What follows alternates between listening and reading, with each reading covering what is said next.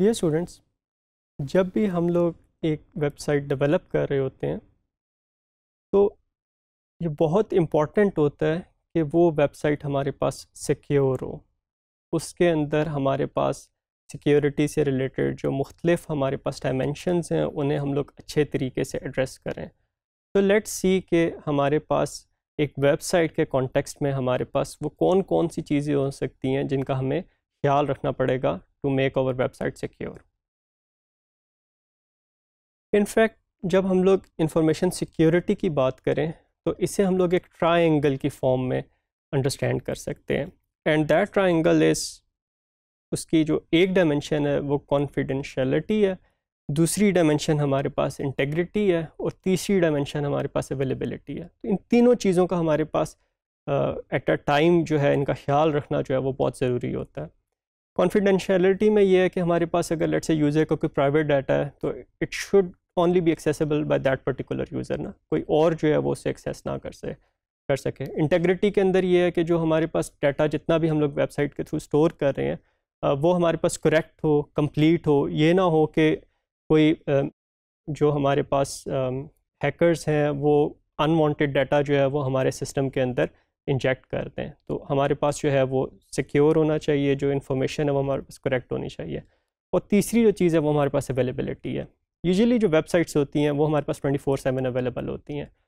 In fact अगर आप availability की डायमेंशन को माइनस कर दें इस ट्रायंगल में से तो आपकी वेबसाइट, आप उसको बहुत इजीली जो है उसके अंदर कॉन्फिडेंशियलिटी और जो इंटेग्रिटी है उसे आप हैंडल कर सकते हैं।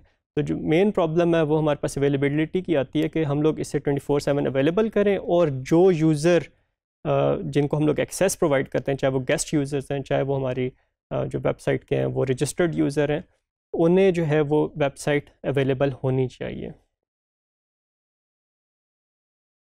सिक्योरिटी प्रिंसिपल्स को हम लोग मुख्तलिफ एंगल से देख सकते हैं। उसके अंदर हम लोग डिटेल में डिस्कस करते हैं कि इससे रिलेटेड हमारे पास एक्टर्स कौन से हैं, जो हमारे पास ये ट्रायंगल है इसके हर डायमेंशन का इम्पैक्ट क्या है, हमारे पास कॉमन थ्रेट्स कौन कौन से होते हैं और हमारे पास वल्नरेबिलिटीज़ जो हैं वो कौन कौन सी होती हैं। So let's look into these dimensions one by one. अगर हम लोग जनरली एक्टर्स को या यूज़र्स को ऑर्गेनाइज करें तो हमारे पास तीन कैटेगरीज बनती हैं यूज़र्स की। एक हमारे पास इंटरनल यूज़र्स हैं या इंटरनल एक्टर्स हम लोग उन्हें कहेंगे।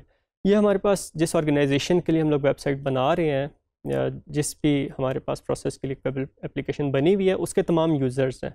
अगर हम लोग एक कंपनी की बात करें तो उस कंपनी के लेट से कैशियर से लेके जो उस कंपनी का ऑनर है उस तक तमाम के तमाम लोग हमारे पास इंटरनल एक्टर्स बन जाएंगे।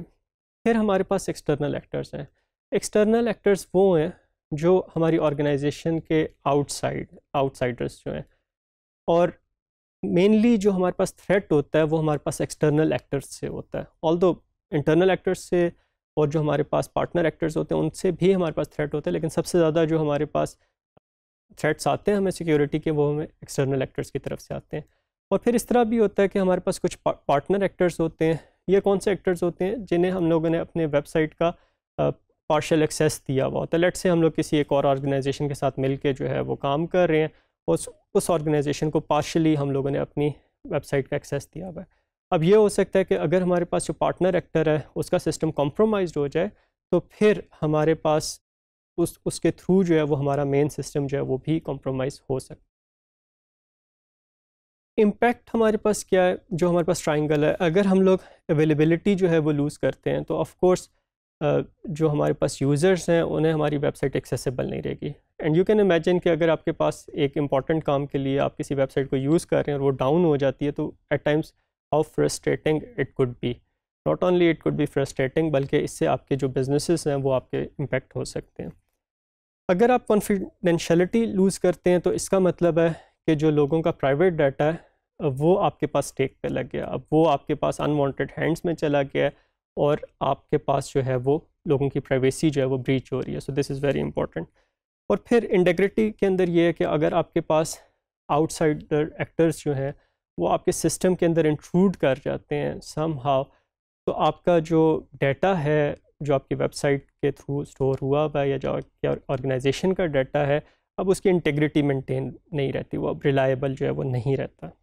एक वेबसाइट को जो हमारे पास थ्रेड्स होते हैं उन्हें जनरली हम लोग जो है वो कुछ कैटेगरीज में डिवाइड कर सकते हैं, और उसके लिए निमोनिक यूज़ होता है स्ट्राइड का। Each of this alphabet stand for something. जिस तरह हमारे पास कॉमन जो थ्रेड्स हैं उनके अंदर हमारे पास एक स्पूफिंग का थ्रेट है। स्पूफिंग का थ्रेट हमारे पास क्या होता है कि जो अटैकर होता है वो हमारे पास किसी और यूज़र को बिहेव करके, मतलब किसी और यूज़र की तरह परफॉर्म करके या कोई और यूज़र बन के हमारे सिस्टम के अंदर जो है वो एंटर हो जाता है। टेम्परिंग के अंदर ये होता है कि हमारे पास जो अटैकर है वो अनवांटेड वेज के अंदर हमारे डाटा को जो है वो मैनिपुलेट करता है।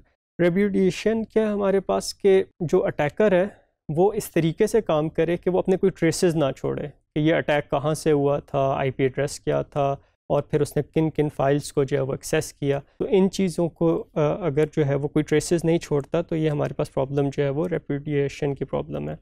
फिर हमारे पास इंफॉर्मेशन डिस्क्लोजर है कि अगर डाटाबेस का एक्सेस किसी अटैकर को मिल गया तो हमारा जितने भी कस्टमर्स का डाटा है, जो प्राइवेट सेंसिटिव डाटा है, वो हमारे पास एक्सपोज हो जाते हैं। और आप देखेंगे कि बहुत बड़ी बड़ी वेबसाइट्स होती हैं, याहू का डाटा एक्सपोज हुआ हुआ है, इसके अलावा फेसबुक का डाटा एक्सपोज हुआ हुआ है, करीम का डाटा एक्सपोज हुआ हुआ है। तो बहुत मेजर वेबसाइट्स होती हैं जिनका डाटा एक्सपोज हो जाता है। तो अगर हम लोग इंफॉर्मेशन सिक्योरिटी मेजर्स को अप्रोप्रिएटली कंसिडर नहीं करते तो we might end up with information disclosure and other problems. फिर इसके अलावा हमारे पास अटैकर जो होता है वो डिनायल ऑफ सर्विस अटैक कर सकता है, जिसके अंदर ये होता है कि हमारी वेबसाइट जो लेजिटिमेट यूज़र्स होते हैं उनके लिए इनएक्सेसिबल हो जाती है।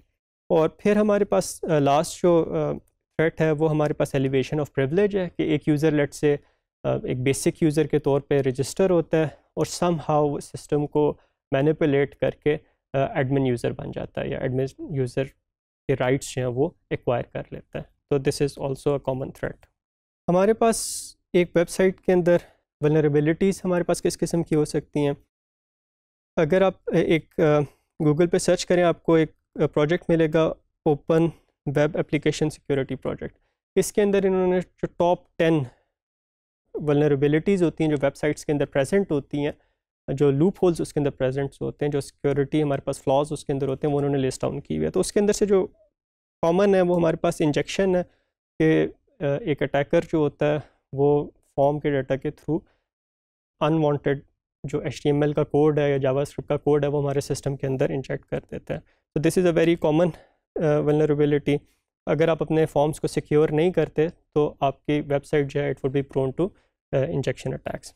फिर इसके अलावा हमारे पास ऑथेंटिकेशन और सेशन मैनेजमेंट अगर आप प्रॉपरली नहीं कर रहे उसको जो है वो हैक किया जा सकता है। क्रॉस साइट स्क्रिप्टिंग है कि इसके अंदर आपकी वेबसाइट के ऊपर ऐसा कोड जो है वो डिस्प्ले हो जाता है through an attack, mostly injection के थ्रू हम लोग ये करते हैं। उसके अंदर ये होता है कि हमारे पास जो एक्सटर्नल कोड है वो एग्जीक्यूट होना शुरू हो जाता है जब एक यूज़र आपकी वेबसाइट को व्यू करता है। फिर इनसिक्योर डीसीरियलाइजेशन है कि आपके पास आप यूज़र से डाटा जो है वो सीरियलाइज फॉर्म में ले रहे हैं, उसे डीसीरियलाइज़ कर रहे हैं, डीसीरियलाइज़ करते हुए आपने उसके अंदर से किसी कोड को एग्जीक्यूट कर दिया। अब अगर यूज़र जो है मिलिशियस कोड आपके उसमें भेज देता है, सीरियलाइज फॉर्म में भेज देता है, जब आप उसे डीसीरियलाइज़ करेंगे तो वो कोड आपके सर्वर पे एग्जीक्यूट हो जाएगा और उससे फिर आपके पास आपका सिस्टम जो है वो कॉम्प्रोमाइज़ हो सकता है। और फिर एक जो और बहुत कॉमन फ्रेंड है वो थ्रेट है वो हमारे पास सिक्योरिटी मिसकॉन्फ़िगरेशन का, जिसके अंदर आपने अपने सर्वर को प्रॉपरली कॉन्फ़िगर नहीं किया हुआ और मिसकॉन्फ़िगरेशन की वजह से जो है वो आपका सिस्टम वल्नरेबल हो जाता है। जब भी आप एक वेबसाइट पे काम कर रहे हो या एक ऑर्गेनाइजेशन के लिए आप कोई सिस्टम डेवलप कर रहे हैं तो या आप ऑर्गेनाइजेशन रन कर रहे हैं तो मेक श्योर कि आपके पास जो है वो सिक्योरिटी पॉलिसी डिफाइंड हो। उसके अंदर आपके पास यूजेज पॉलिसी है कि यूज़र्स आपके सिस्टम को यूज़ किस तरीके से करेंगे।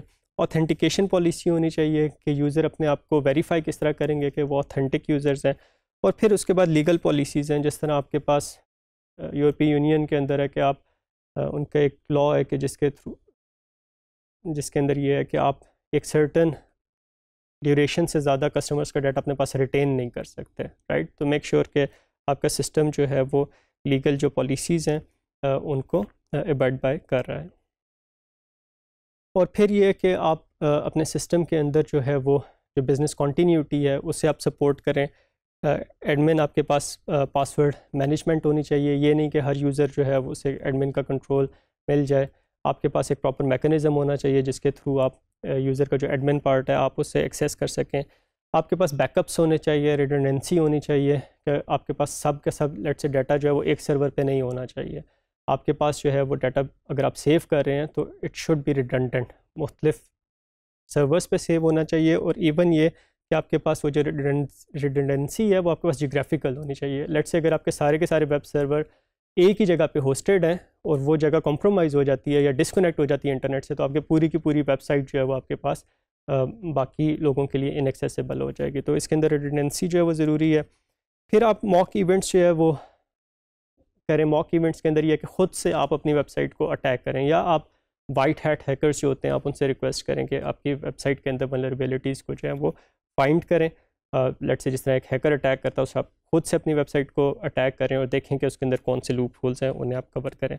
और फिर ऑडिटिंग करें। आपके पास जो सर्वर होता है वो लॉग्स मेंटेन कर रहा होता है, आप देखें कि लॉग्स के अंदर आपके पास कोई अनवांटेड एक्सेस तो नहीं है, किसी आईपी एड्रेस से बार बार रिक्वेस्ट तो नहीं आ रही, कोई आपके पास अनएक्सपेक्टेड वे के अंदर डाटा तो नहीं एंटर हो रहा आपके सिस्टम के अंदर। तो उसकी ऑडिटिंग जो है वो भी टाइम टू टाइम करना बहुत ज़रूरी है।